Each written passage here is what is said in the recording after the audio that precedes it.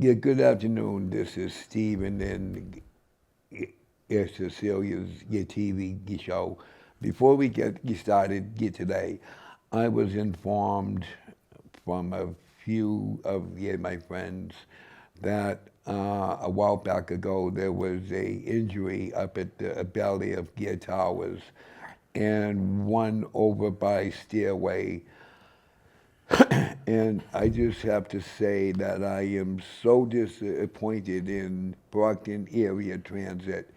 They seem to want to hide the truth about the injuries to elderly and also handicapped people. And it's disturbing that that will not put out any any kind of statement on any of their safety protocols. There was about 2 years ago, they made drivers have your families take out their kids out of your baby, your carriages, you fold them up. They also came down with the rule that anyone who's going to fold up your shopping cart is supposed to take out their groceries and put their carriages close to them. Since they made these changes, that has refused to work with the citizens of Brockton and work with Richard Ripley to solve this problem. Now, today's guest is the Bat Bus guy, Richard Ripley. Thank you. Yeah, good afternoon, Richard. If you want, I can go into what you just said and update the people on my efforts to get bus safety information to them. If I can take a minute. Right now, you got the floor. Okay. We have your 2 hours. If you need be that you want to bring down the BAT roster from the management to the assistant, you do so. We're not hiding anything on this show.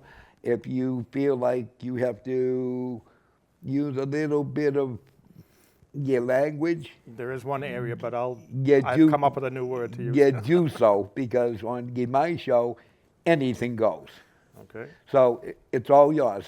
First, I wanted to update on what you said about the bus company releasing safety information. I heard yesterday morning from Tobias Cowens. He's the chief of staff for Senator Michael Brady. He's the one that called me 2 weeks ago to set up a meeting with myself and our state representatives and somebody from BAT and someone from the mayor's office.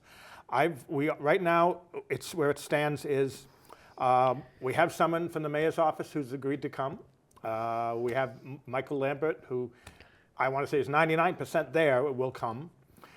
We have myself, and we have Michael Brady. We're just trying to get everyone's schedule in line, because when you're dealing with politicians, it's hard to get our schedules. Not my schedule, the others. Yeah.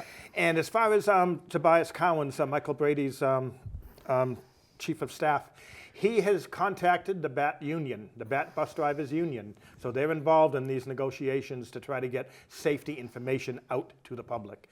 They're coming up with the language to do it, because the language has to be right, and that's what they're working on at the moment. But I wanted to go into a couple other areas. First, I wanted to talk about, I put out a post over the couple days, and I put out another one this morning, and I contacted the mayor's office this morning about a dangerous threat to elders here in Brockton at Bel Air Towers. What the threat is, and this has all been documented, all the information was sent to Mayor Sullivan, the new mayor, Mayor Moses Rodriguez, and all the current city councilors who were sitting, not the 3 new city councilors, they have not been appraised of this. I'm going to talk to them individually later. But anyway, this is the problem. The problem is there's a situation where when I ran for mayor, a lot of the residents there came to me to help them because they thought, hey, he's a politician. He may be the next mayor. I don't know. Anyway, I tried to help them. And the situation is a couple residents came to me, Cape Verdean residents and Haitian residents, and they said, oh, Mr. Richard, do you think you can help us? Our doors don't lock to our apartments. If you just give them a little push, they open up. All the locks in the doors, not all, most of the doors locks are defective. Now, I originally thought, well, they're in their 70s and 80s, and maybe they just didn't lock their door or something. So I went home to my apartment, back to the 10th floor, and I said, hey, let me try that out. So before I used my key to get into my apartment, I gave a little push. My door opened. So we have defective locks that don't lock. Anyway, I immediately, I have a big mouth. I immediately called Mayor Sullivan. I was told he was out of town and not available. So then I called Timothy Sullivan. He's the head honcho there at the Brockton Housing Authority. I told him what had happened, and he listened, and he said, "Oh, give me a few minutes." And he called me back, and he said, "Okay, Mr. Ripley, there'll be somebody at your door early tomorrow morning to put a new lock on your door." I said, "Oh, great, fine." But I said, "Now." But I told him when he called me back, he says, well, after the guy left, the locksmith left, I said, I was talking to the locksmith, and the locksmith told me that this is a common problem here at Bel Air Towers. The doors don't lock. All the door locks are defective. It's a common problem. So what I'm asking you, this is Timothy Sullivan now. I asked him, I says, look, what I'm asking you to do is have every single door in Bel Air Towers checked. I mean, we are all 70 and 80, 90 years old. We have to have secure apartments. We have to be safe in our apartment. He said, Mr. Ripley, I can't do that. Which that set me off. He says, Mr. Ripley, we can't do that because he says every individual resident has to call management or call the Brockton Housing Authority and register a complaint. I says, Mr. Sullivan, I says, won't happen because the residents come to me because they're afraid. They're in fear for their life. They think that if they call and they can make a complaint, they'll get evicted. Now, I know that will not happen, but they don't know that. These are elderly, disabled immigrant residents, and they're afraid to speak up. And now they're living in fear in their apartments because they don't know if someone's going to break in their door and rape them, rob them, assault them, or do whatever they want to them. So I've decided, now that the bat issue looks like it's coming to an end, I'm about reached my goal, but it's going to be a little longer. I've decided to take on another battle, and that's going to be the battle for elderly abuse safety here in Brockton Housing Authority properties and in the city of Brockton. I will be your voice. I'm going to try to get you safety. So I'm waiting to hear from the mayor's office. It's all documented. And also, I've also talked to Ward 7 City Councilor Shirley Asak. She represents the Bel Air Towers, which is Ward 7. And I can't believe what she told me. She told me that a little over a year ago, before I moved in, she was at Bel Air Towers in the community room talking to the residents and the others about this exact issue. The doors not locking, defective locks. And she was under the impression that it was taken care of, that they addressed it. She was shocked that they had not done that. So she promised me that she would, after she was taking her kids to college, so she was gonna, in the next week, she was gonna come back and she was gonna call Bel Air Towers and come back and schedule another meeting to talk to the residents. She has not done that. So I'm trying to get some protection for the residents there because we should not live in fear for our life when we're 70, 80 years old. And we shouldn't have to be afraid. Anyway, 2 apartments were broken into for that way with the doors pushed in. There are police records on that. And then there's another elder abuse issue going on here in Brockton. This one concerns the Brockton Council on Aging. The Brockton Council on Aging is a city agency that is supplied with $400,000 taxpayer dollars, and they have a mandate. Now, a mandate means that's your reason for being. You have to do this. This is why your department exists. They have a mandate to offer programs and services to increase the quality of life for Brockton seniors. But the problem is, and Janice Fitzgerald, the executive director, she's fully aware of the danger on the bus to the elderly, the low-income elderly who ride the bus. She knows the threat they face. She knows about the 2 elderly grandmothers who are seriously injured and hospitalized. She knows about everything that's going on. There's no question that. She admits all that. But this is what happened. Last August was Elder Abuse Month. And here in Brockton, there was a parade for elder abuse. It was down Main Street. And Janice Fitzgerald, in the Council on Aging newsletter, stated that the purpose of this parade for the elder abuse down Main Street was to show that Brockton does not tolerate elderly abuse. And that is a lie. They do tolerate elderly abuse. They're fully aware of the dangerous threat to the low income, not the well-to-do, the low income, the forgotten people. We're good people, but we just seem to be forgotten because we're low income and poor. She did not.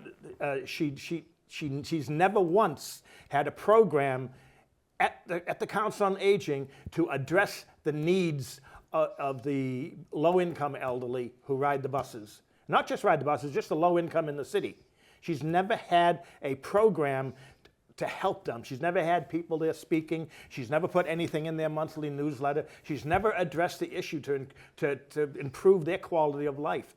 So this threat on the bus, she's never done that. So I'm fighting that with the city also. I'll end up talking to the mayor. Actually, I've met the mayor quite a few times. Anyway. Did you know why she's not? Pressure from the previous mayor. The previous mayor told her to, well, it was told to me, the previous mayor told her to just ignore him. Now that is where I can get used. The elderly on aging, the counseling on aging, the old colony, which is right up by me, have always stated that they're against elderly abuse, that if you see something, say something, but when you do say something, it seems like it goes on deaf ears. Exactly. How many times in your building, I ask you, how many times in your building has anyone been abused or told if they don't do this, they're going to lose this or they're going to lose that? Honestly, I can say to me, the people have come to me personally because I'm a political person and I ran for mayor in office and I know a lot of people. I've had at least maybe 25 or 30 people come to me personally. Some were the translators so they could translate to me about their concerns and what's going on at That's LA a big Towers. thing. A lot of residents that are in these high-rises, they speak Creole, Spanish, and you have to understand, Portuguese. they don't speak English, so they're in fear. Well, they do. Some of them do, but it's kind of broken.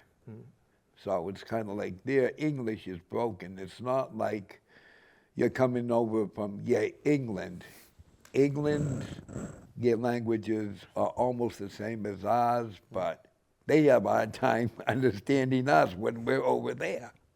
So, but when someone comes to them, and first let me also say, I was a poll watcher at Bel Air Towers for Jean Bradley Court, and I personally witnessed in this kind of intimidation going on, telling the residents, hey, vote for Moses, or your rent might go up, or you might be evicted. I know the case is over, but I personally witnessed this, and I was prepared to go to court and say this. But anyway, that's neither here nor there because that's over with. But this thing with, see, the residents there, they really are so afraid of being evicted because they have nowhere to go if they get evicted. They have nowhere to go. They have no money to go. They don't have lawyers to help them fight. Right. And I'm trying to do my best to help them. But now, you mentioned the Old Colony Elderly Services.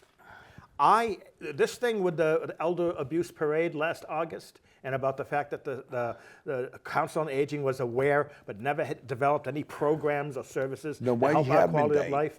I contacted them. 2 people there. I think the executive director, I don't know her name offhand, but I contacted her, and I contacted 3 of the 4 sponsors who sponsored that parade. Not one of them responded, even though I offered them documents to prove it, that the elderly abuse is going on in Brockton, and it's tolerated and condoned in the city of Brockton. And that still is. It's all documented.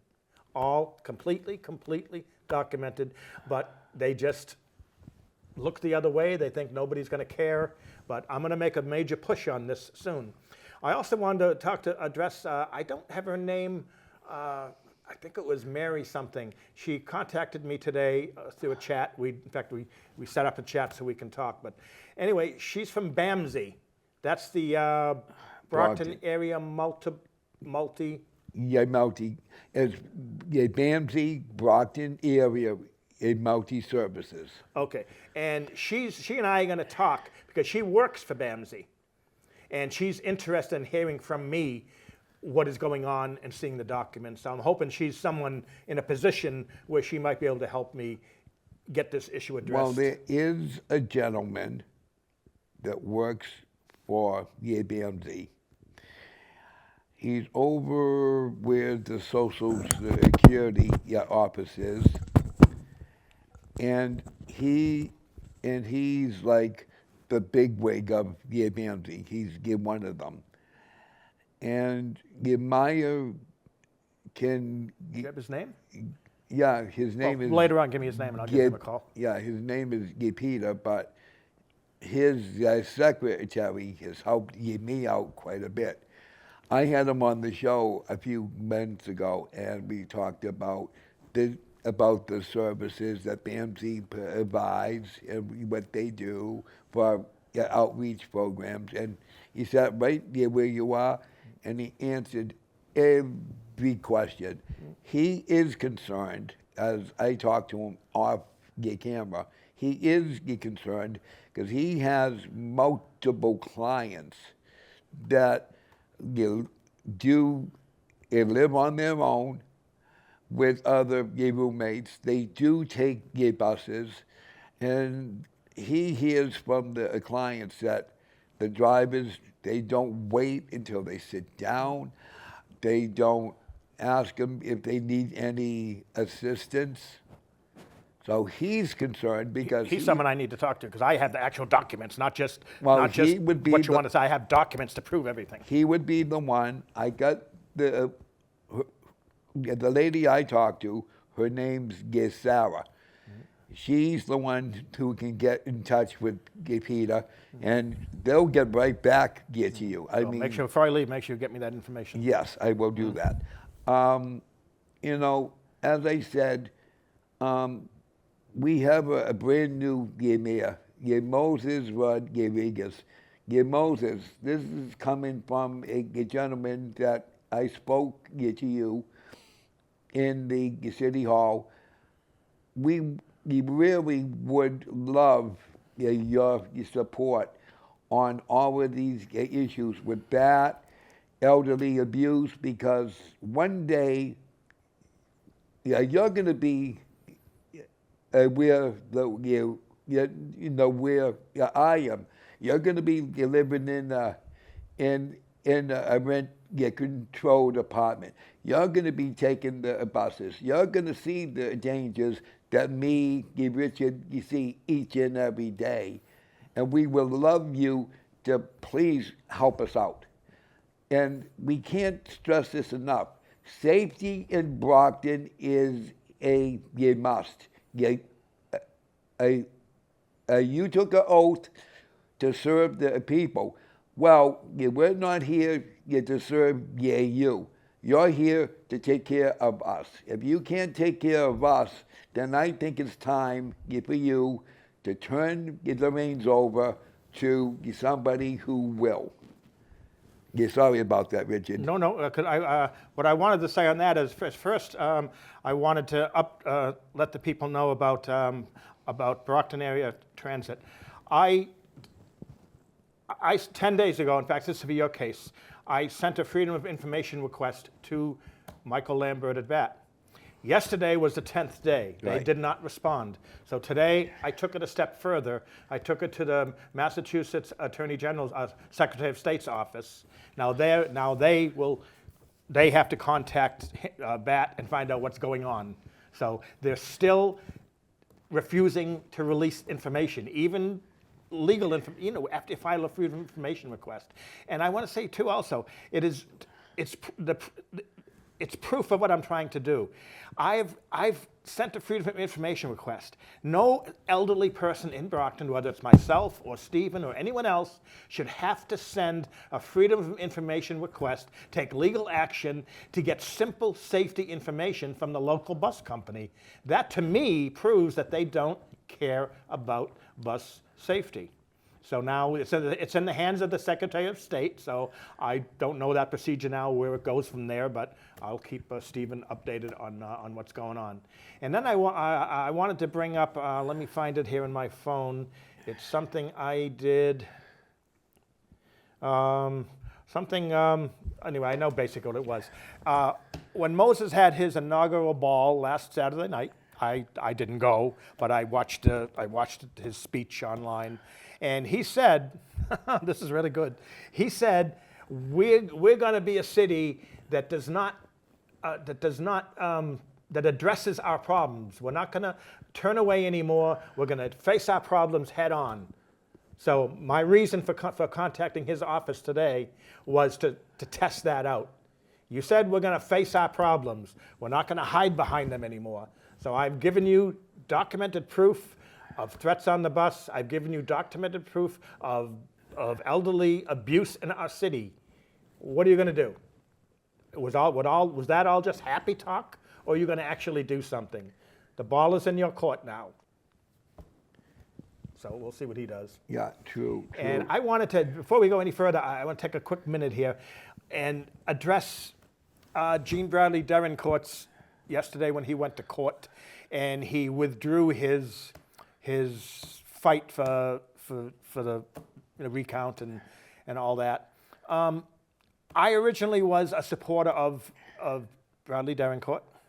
I helped him in the recount, but he put out a post about 2 weeks ago where he tried to make it sound like he was some great guy who cares about the people. I call it his values post. He said he has values. He said he's not corrupt. He said he's not for sale and he cannot be bought. Well, I'll tell you, I was home and I read that and that just set me off. I got right to my phone and I sent him an email. And first I want to tell you what happened. This is from his lawyer. She contacted me a few days ago. She said,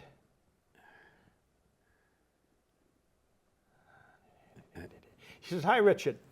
This was on, that says Friday, 7:03 p.m. I was watching television. I love Lucy. I love the repeats. Anyway, she said to me, she said, 'Hi, Richard. I'm filing a new motion against the city this week to get a copy of the videotape footage from the court. This time, I will file affidavits with the motion so that we can let the judge know through affidavits what we expect the videotapes to show. Do you have any time on Sunday to meet with me? I will draft something tomorrow, and when we meet, we can go over that to make corrections.' I responded to her, 'I will do that once Bradley,'" Gene Bradley Derencourt, I call him Bradley, everyone calls him something different, I call him Bradley.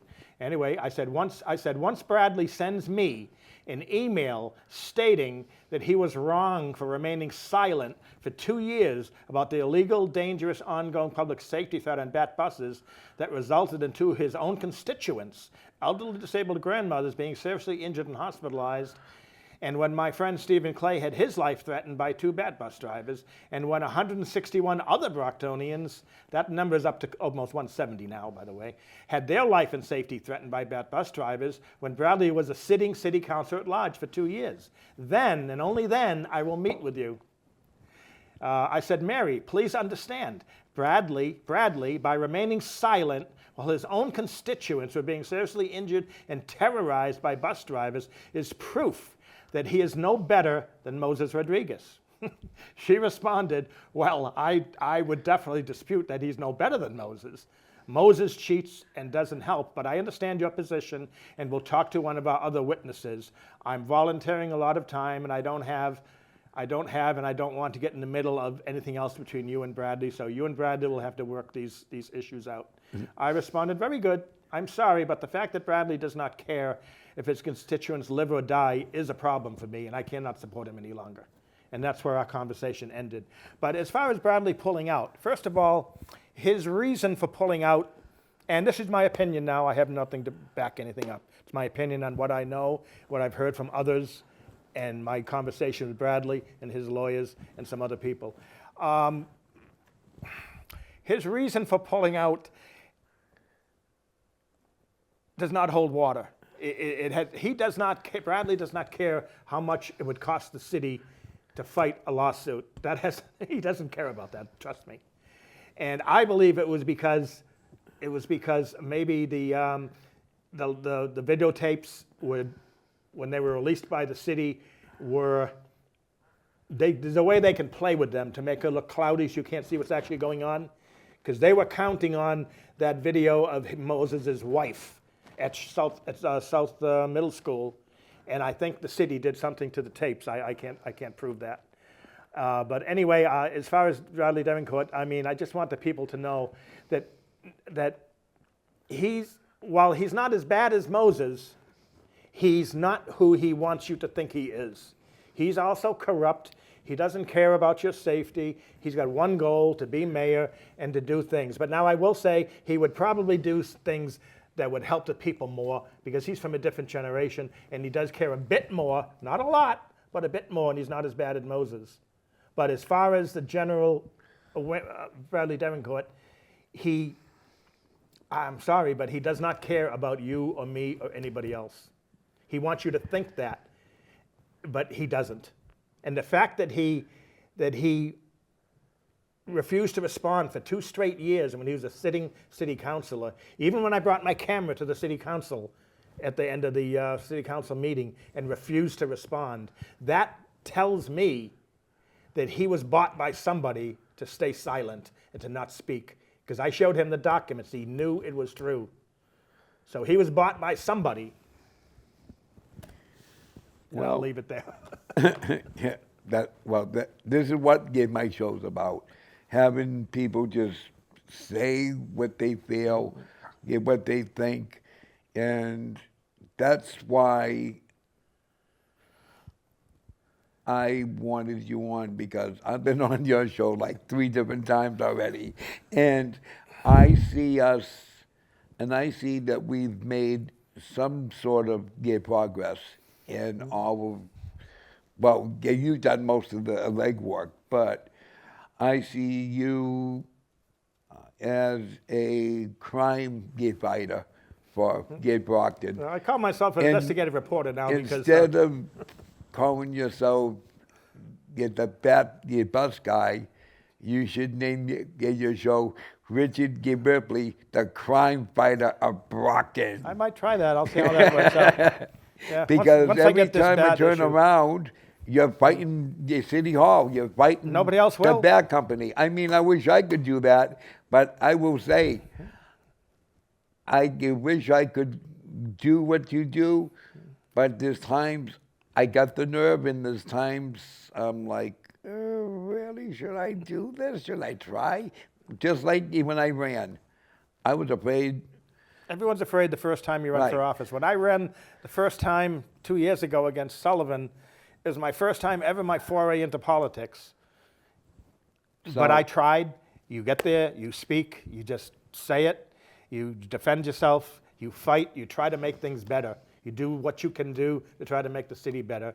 And, everyone's against you and you don't make it very far. But the point is you tried. You stood up, you tried to make things better. That's why I think. And that's in the history books now, your race. Yeah. Well, I know you lost, I lost, a lot of people lost.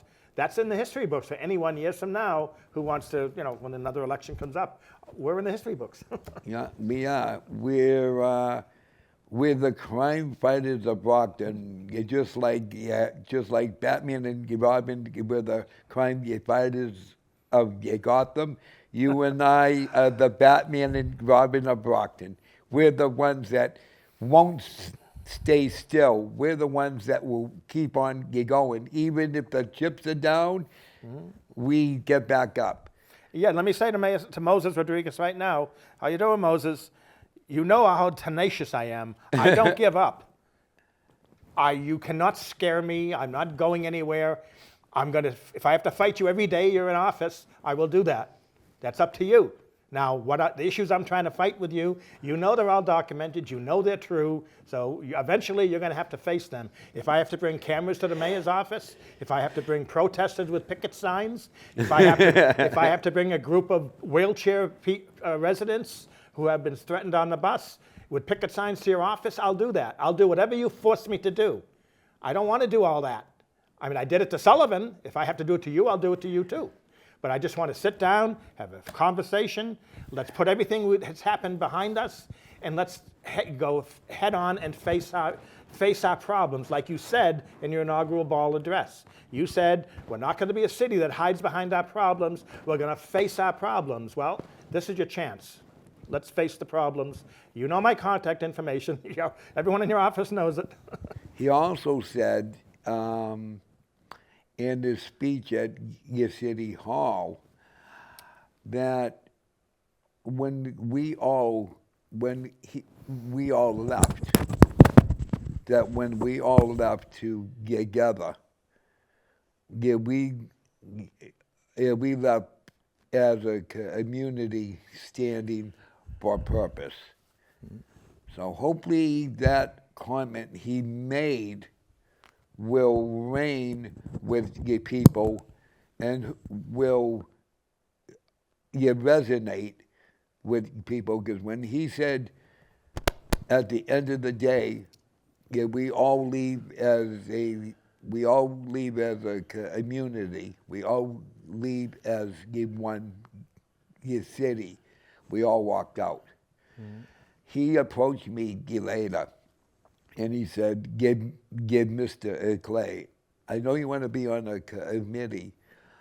And I don't remember who he said it was I have to talk to. Oh, actually, I think I promised you I would call. What committee do you want to be on?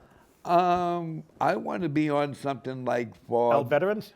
For the human rights or the veterans. Well, we have a human rights committee. They just announced the people, the councilors on that committee. It's going to be Steve Griffin is going to be the head. Also, Lally and Marlon Green, Cecelia, and Farwell are also on that committee, the Human Rights Committee. I would love you to be on that one, on the human rights, because I can really push it, because I'm handicapped, and there's a lot of handicapped and elderly that need my support and yours, because who's going to fight me for them? I'm going to put you down I'm going to put veterans too, just in case. I know you're a veteran. Well, it was my dad, but I'm a son of a veteran. Okay. Yeah, I'll look into that, how you get on that. Now, that's like I also considered, I was talking to Luz Villar about going further with the bus issue, and she was mentioning too that the city has a lot of boards, like I could go on to get my voice out.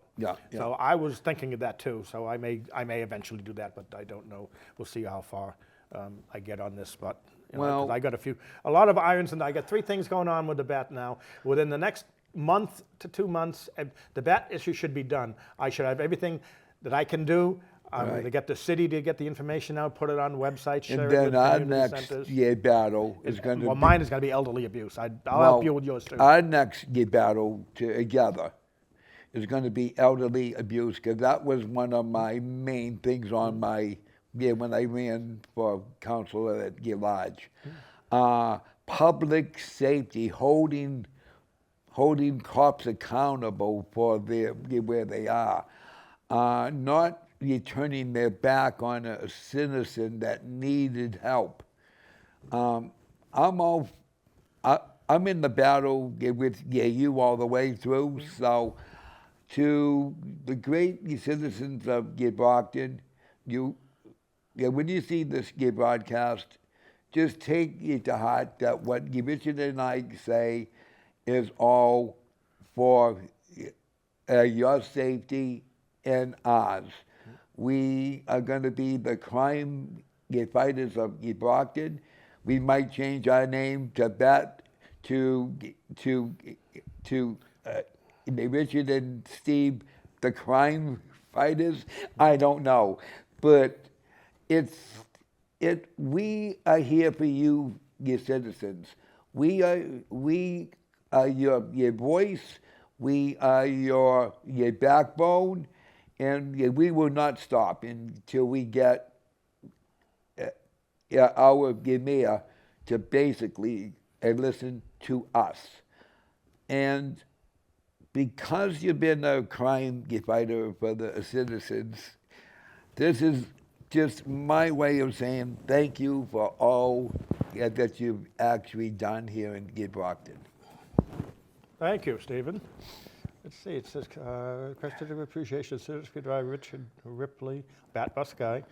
Appreciation, devoted and valuable services rendered to standing up for the health safety of Brockton residents. Thank you, Stephen. Yep. Thank you, Stephen. Yeah, you're welcome. That's nice. I'll put that at home. In fact, I'm going to post this online. That's one of my new certificates. Can I post this online? Yes, sir, you can. No, very nice. Yeah, I want to let the people, your listeners know, I contacted the Massachusetts Attorney General's office, and they tell me that the threat on the BAT buses, as it affects the elderly, not the regular people, but as it affects the elderly people in Brockton, is a form of elderly abuse. I never knew that. Because the reason being, the drivers know these people are elderly and disabled, and they intentionally move the bus, and the people fall down.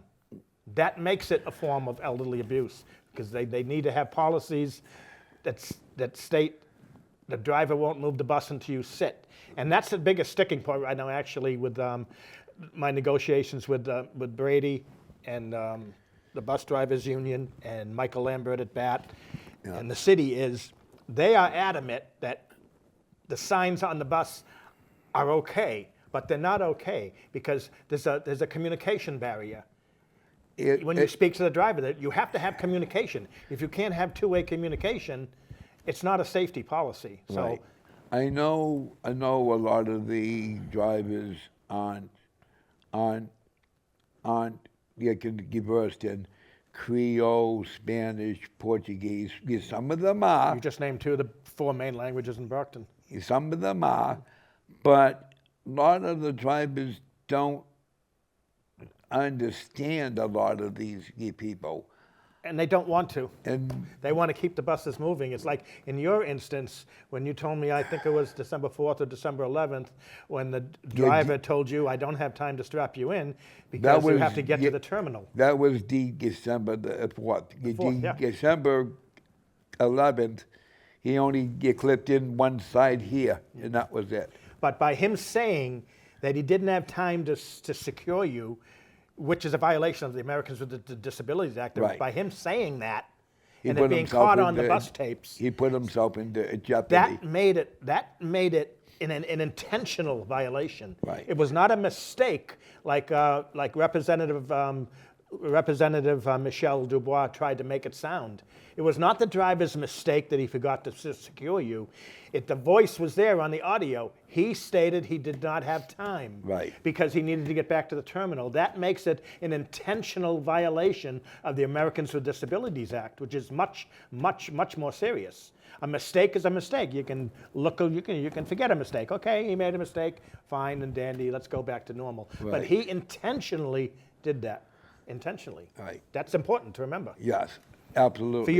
For your listeners too, if you're in a wheelchair, remember, they have to secure you. And I'll let you just quickly tell your residents, I don't know if you told your listeners, but information you need to collect. You need to collect the number of the bus, the date, and the approximate time so BAT can investigate. But we need at least those three things: the number of the bus, the date, and the approximate time. Right.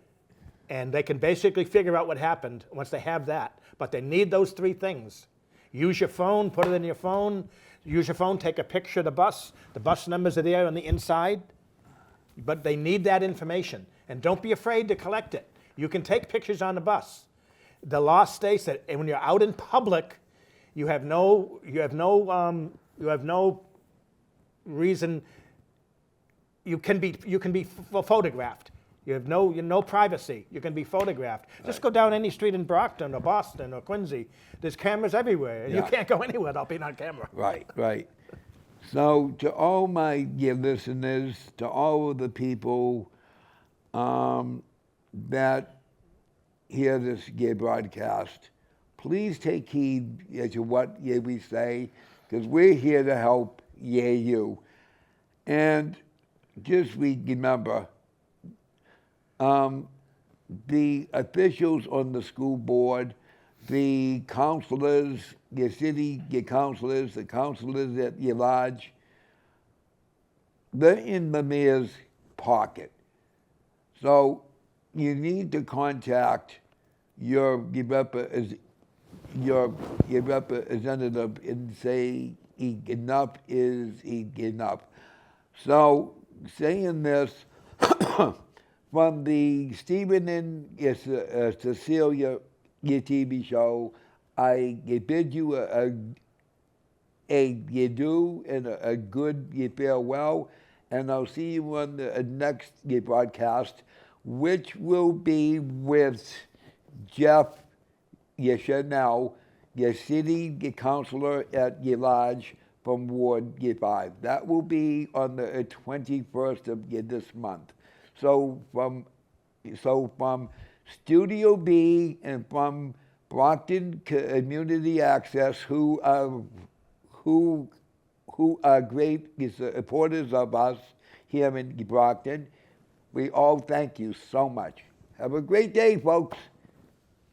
Stay safe on the bus.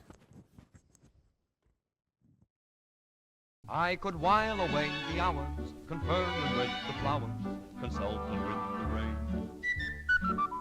In my head I'd be scratching while my thoughts were busy hatching if I only had a brain. I'd unravel every riddle for any individual in trouble or in pain. With the thoughts you'd be thinking you could be another Lincoln if you only had a brain. Oh, I tell you why the ocean's near the shore. I could think of things I never thought before, and then I'd sit and think some more. I would not be just a nuffin'